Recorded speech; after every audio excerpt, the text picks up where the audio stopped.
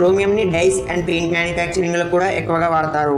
Paints లో main గా infrared reflecting paints. ఈ పెయింట్స్ ని ఆర్మర్డ్ ఫోర్సెస్ వెహికల్స్ కి పెయింట్స్ గా ఉపయోగిస్తారు. క్రోమియం 6 అనే కాంపౌండ్ ని వుడ్ యొక్క ప్రిజర్వేషన్ లో యూజ్ చేస్తారు ఫ్రమ్ మైక్రోబ్స్ అండ్ ఇన్సెక్ట్స్. మరియు మరొక కాంపౌండ్ అయిన క్రోమియం డైఆక్సైడ్. ఈ యొక్క కాంపౌండ్ అనేది మ్యాగ్నెటిక్ టేప్స్ యొక్క మ్యానుఫ్యాక్చరింగ్ లో ఎక్కువగా ఉపయోగపడుతుంది. క్రోమియం కాంపౌండ్స్ లో సెవెరల్ కాంపౌండ్స్ ని క్యాటలిస్ట్ గా హైడ్రోకార్బన్ యొక్క ప్రాసెసింగ్ లో యూజ్ చేస్తారు. For example Phillips catalyst. ఈ క్యాటలిస్ట్ ద్వారా half of the world polythene ని ప్రొడ్యూస్ చేయడంలో ఉపయోగిస్తున్నారు.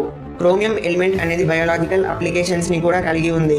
క్రోమియం ఎలిమెంట్ అనేది హ్యూమన్స్ కి అవసరమయ్యే ఒక ఎసెన్షియల్ ట్రేస్ ఎలిమెంట్.